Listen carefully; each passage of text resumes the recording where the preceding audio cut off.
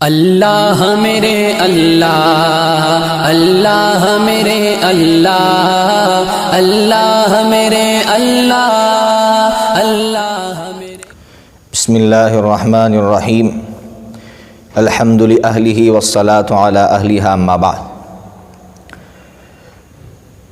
عورت کے ساتھ کس طرح باطل طاقتوں نے کھیل کھیلا، اور عجیب بات یہ ہے کہ کھیل کھیلنے کے بعد الزام اسلام پر لگایا۔ یہ ایسا ہی ہے جس طرح ایک شاعر نے کہا تھا، مجھی سے وفا کا درس لیا اور میرا ہی نشے من پھونک دیا۔ الزام تو آیا بجلی پر اور آگ لگائی لوگوں نے۔ ایسا ہی ہے، الزام تو آیا اسلام پر اور آگ لگائی اوروں نے۔ کس نے آگ لگائی، کس طرح لگائی، ایک عورت کے ساتھ کس طرح کھیل کھیلا گیا، میں آپ کو آج وہ سچائی سنانے جا رہا ہوں اور آئینہ دکھا رہا ہوں۔ آپ وہ آئینہ دکھائیے ان طاقتوں کو جو مسلمانوں کو آئینہ دکھاتے ہیں اور مسلمانوں کو آنکھیں دکھاتے ہیں۔ میں سچائی کی طرف آنے سے پہلے ایک مثال دیتا ہوں، اس مثال کو اچھی طرح سمجھیے کہ آپ کے پاس ایک زمین تھی، آپ نے ایک صاحب کو دی، اس صاحب نے اس زمین کی قدر نہ کی، بارش کا پانی جمع ہوا، کیچڑ ہو گیا۔ آپ نے وہ زمین لے کر دوسرے صاحب کو دے دی۔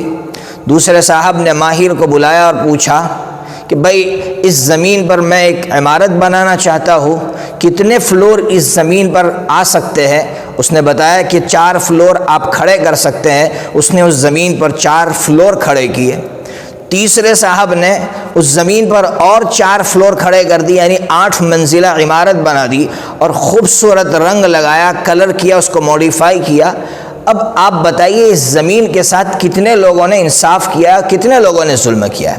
آپ کے اندر اگر عقل ہوگی تو آپ کہیں گے پہلے صاحب نے ظلم کیا اس لیے کہ اس کو کیچڑ میں بدل دیا، دوسرے نے انصاف کیا اس لیے انصاف کیا کہ اس زمین کے اندر جتنی طاقت تھی اتنی اس نے عمارت اتنے منزلیں اس نے کھڑے کیے۔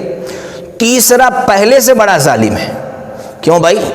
اس نے تو اتنی خوبصورت عمارت بنائی، 4 کے بجائے 8 کر دیا، تو آپ کہیں گے اس نے تو اس طرح ظلم کیا کہ دوسروں کو احساس ہی نہیں ہوا کہ اس زمین پر ظلم ہو رہا ہے، اس عمارت پر ظلم ہو رہا ہے۔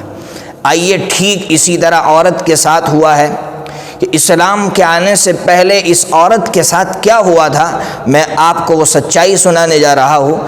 اگر یہ عورت بچی تھی تو اس پوری دنیا جانتی ہے کہ اس کے پیدا ہوتے اسے زندہ زمین میں دفن کر دیا جاتا تھا۔ اگر یہ عورت بیوہ ودھوا تھی تو آپ جانتے ہیں کیا ہوتا تھا؟ یا تو اس سے یہ کہا جاتا تھا کہ شوہر کی چیتا میں جل کر مر جاؤ، یا پھر یہ کہا جاتا تھا 1 سال کاری کوٹھری میں بند ہو جاؤ، نہ کسی انسان کو دیکھ سکتے ہو، نہ کسی جانور کو دیکھ سکتے ہو، نہ نہا سکتے ہو، کچھ نہیں کر سکتے ہو، صرف کھانا تمہارے دروازے پر لا کر رکھ دیا جائے گا، کھانا کھاؤ، 1 سال کے بعد نکل کر تم نہا سکتی ہو، تم کسی سے مل سکتی ہو، اس کے بعد بھی تمہارا کوئی حق نہیں ہے کہ تم اپنے شوق سے اپنا حق بتلا کر کسی سے شادی کر سکو۔ یہ ایک ودھوا کے ساتھ ہو رہا تھا۔ اگر بیوی تھی تو اس کے ساتھ کیا ظلم ہو رہا تھا آپ جانتے ہیں؟ شوہر جو ہے قسم کھا لیتا تھا کہ میں اس سے قریب نہیں ہوں گا، اس سے اپنی ضرورت پوری نہیں کروں گا۔ اب یہ عورت بیچاری لٹک کر رہ جاتی تھی، نہ یہ اس کی ضرورت پوری کر رہا ہے، نہ اس کو الگ کر رہا ہے کہ یہ عورت کسی اور سے شادی کر سکے۔ اسی طرح یہ شوہر اپنی بیوی پر اس طرح ظلم کر رہا تھا، طلاق دیتا واپس بیوی بناتا، طلاق دیتا واپس بیوی بناتا، اس طرح یہ کھیل چلتا ہی رہتا۔ یہ عورت نہ اس کی بیوی بن کر رہ سکتی تھی، نہ کسی اور سے شادی کر سکتی تھی۔ اسی طرح اگر یہ عورت شادی کے لائق تھی تو اس پر یہ ظلم ہو رہا تھا کہ اس کی چاہت کا کوئی خیال نہیں، بس ماں باپ نے شادی کر دی، ہو گئی، عورت کو وہ رشتہ منظور ہے یا نہیں ہے اس کا کوئی خیال نہیں۔ اور اسی طرح اگر یہ عورت حیض میں ہو جاتی، یعنی اس کو ماسک آتا، تو اس پر کتنا بڑا ظلم ہوتا آپ جانتے ہیں؟ اس کا بستر الگ، اس کا روم الگ، اس کا کھانا الگ، یعنی جانوروں جیسا اس کے ساتھ سلوک کیا جاتا ہے۔ اور آپ جانتے ہیں میں اشارہ کر رہا ہوں، یہ کرنے والے کون تھے؟ اس کے ساتھ جانوروں جیسا سلوک یہودی لوگ تھے۔ کیوں؟ اس لیے کہ یہودی لوگ عورت کو صرف سیکس پورا کرنے کا ذریعہ سمجھتے تھے، ٹیشو پیپر کی طرح اس کو استعمال کرتے تھے۔ جب ان کی ضرورت پوری ہو جاتی تھی اور جب حیض شروع ہو جاتا تھا، مہینہ شروع ہو جاتا تھا، وہ سمجھتے تھے کہ اب اس سے اپنی ضرورت نہیں پوری کر سکتے، اس لیے اس کو اٹھا کر پھینک دیتے تھے۔ لیکن یہ اسلام کے آنے سے پہلے یہ ہوا۔ اب آئیے اسلام نے آ کر کیا کیا سنیے۔ اسلام نے آ کر سب سے پہلے یہ آواز لگائی کہ اگر یہ بچی ہے تو اسے زمین میں دفن مت کرو، جو اس بچی کو اچھے کیریکٹر دے گا اور اس کو پال پوس کر بڑا کرے گا تو حضرت محمد صلی اللہ تعالیٰ علیہ وسلم نے فرمایا میں اور وہ اس کے ماں باپ دونوں سورگ میں یعنی جنت میں اس طرح ساتھ میں ہوں گے۔ اور اگر وہ بیوہ تھی تو اسلام نے کہا کہ نہیں، اس کو جینے کا حق ہے۔ وہ شوہر کے مرنے کے بعد 4 مہینہ 10 دن صرف ان لوگوں سے نہیں مل سکتی ہے جن لوگوں کے ساتھ وہ شادی کر سکتی ہے۔ وہ زیب و زینت نہیں کر سکتی، وہ سنور نہیں سکتی، باقی وہ نہا سکتی ہے، اچھا کھانا کھا سکتی ہے، وہ اپنے اچھے رشتہ داروں سے مل سکتی ہے گھر میں بیٹھ کر۔ باقی جیسے ہی عدت پوری ہوگی وہ اپنے اختیار سے جہاں چاہے وہ شادی کر سکتی ہے، اور شادی کر کے دکھایا۔ اسی طرح وہ عورت کو جب شوہر اس کا قسم کھا لیتا تھا کہ میں اس کو اپنے قریب نہیں کروں گا تو اسلام نے قانون بنایا کہ 4 مہینے کے اندر اگر اس کے شوہر نے اس سے اپنی ضرورت پوری نہیں کی تو 4 مہینہ گزرتے ہی وہ اس کے شادی سے نکل جائے گی۔ آپ سمجھئے کتنا بڑا انصاف کیا ہے۔ اسی طرح طلاق کے معاملے میں انصاف یہ کیا کہ 3 مرتبہ اگر شوہر اس طرح طلاق کا لفظ بول چکا ہے تو اب اس کے بعد وہ اپنی بیوی نہیں بنا سکتا، اب یہ عورت کسی اور سے شادی کرنا چاہے تو کر سکتی ہے۔ اسی طرح وہ عورت کہ جو جب شادی کے لائق ہوتی تھی اس کو کوئی اختیار نہیں دیا جاتا تھا، اسلام نے اختیار دیا۔ ایک عورت تھی، خنسا نامی ایک عورت تھی، ان کے باپ نے ان کی شادی کروا دی ایسی جگہ پر جہاں وہ راضی نہیں تھی۔ وہ حضرت محمد صلی اللہ علیہ وسلم کے پاس آئی اور کہا کہ میرے باپ نے میری شادی کروائی ہے لیکن میں اس سے راضی نہیں ہوں۔ تو حضرت نبی پاک صلی اللہ تعالیٰ علیہ وسلم نے کہا کہ نہیں، تمہارا نکاح ریجیکٹ ہو گیا، تم جہاں چاہو گے وہاں شادی کر سکتی ہو۔ یہ پاور، یہ اختیارات عورت کو دیا۔ اسی طرح حیض والی عورت کے بارے میں اسلام نے یہ کہا کہ یہ انسان ہے، یہ کوئی جانور نہیں ہے، یہ تمہارے ساتھ کھانا کھائے گی، تمہارے برتن میں پانی پیے گی، تمہارے ساتھ لیٹ تک سکتی ہے، ہاں صرف تم اس سے اپنی ضرورت پوری نہیں کر سکتے ہو۔ قربان جائیے اسلام پر کہ اسلام نے عورت کو انسان بنا کر رکھا اور عورت کو اتنا بڑا اسٹیٹس دیا۔ یہ تو دوسرے صاحب ہے، جس طرح زمین میں دوسرے صاحب نے 4 منزلہ عمارت کھڑی کی تھی۔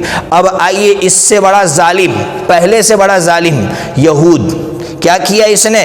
جب اس نے دیکھا کہ عورت کو تو عزت مل گئی، عورت کو تو بہت بڑا رسپیکٹ مل گیا سوسائٹی کی طرف سے، جس عورت کو ہم نے ٹیشو پیپر کی طرح یوز کیا تھا اس کو تو ایک مقام مل گیا، ایک اسٹیٹس مل گیا۔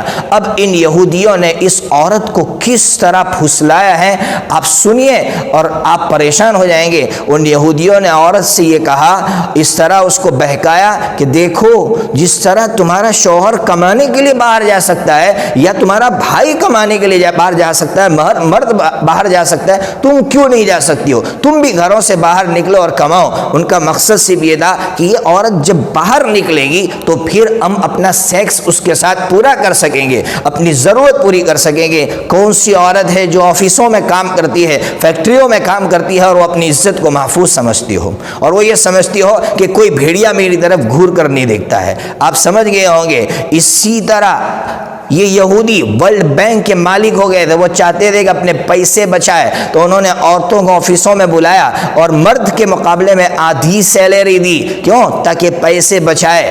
عورت کو سمجھنا چاہیے کہ ان یہودیوں نے تمہارے ساتھ کس طرح کھیل کھیلا ہے، تو پیسے بچانے کے لیے تمہارا استعمال کیا ہے، اپنا سیکس پورا کرنے کے لیے عورتوں کا استعمال کیا ہے۔ اس لیے میں تمام بہنوں سے کہوں گا کہ وہ سمجھے کہ یہ بھیڑیے کیسے ہے، اور پھر جن عورتوں نے ان ظالموں کی بات سنی ان کا کیا حال ہوا آپ جانتے ہیں۔ یورپ کنٹری کی عورتیں اب چیخ چیخ کر کہہ رہی ہے، کیا کہہ رہی ہے میں آپ کو سناؤں۔ پیر ذوالفقار ایک بہت بڑا عالم ہے، وہ فرماتے ہیں کہ میں پلین سے جا رہا تھا، میرے بغل میں ایک بچی بیٹھی ہوئی تھی، میں نے اس سے کہا او مائی ڈاٹر، وہ رونے لگی۔ میں نے پوچھا کہ کیوں رو رہی ہو؟ اس نے کہا کہ 21 سال کے بعد آپ پہلے آدمی جنہوں نے مجھے بیٹی کہہ کر پکارا ہے۔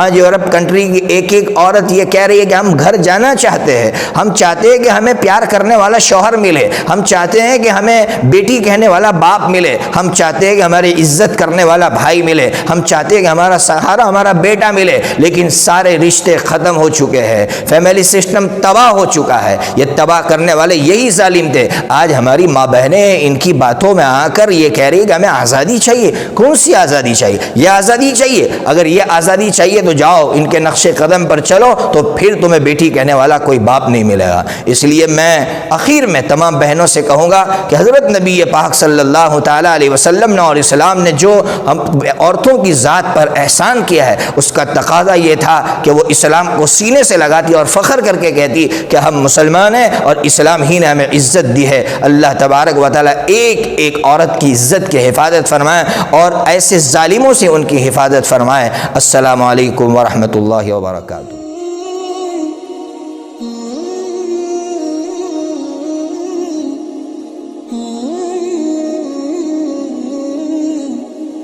Mm-hmm.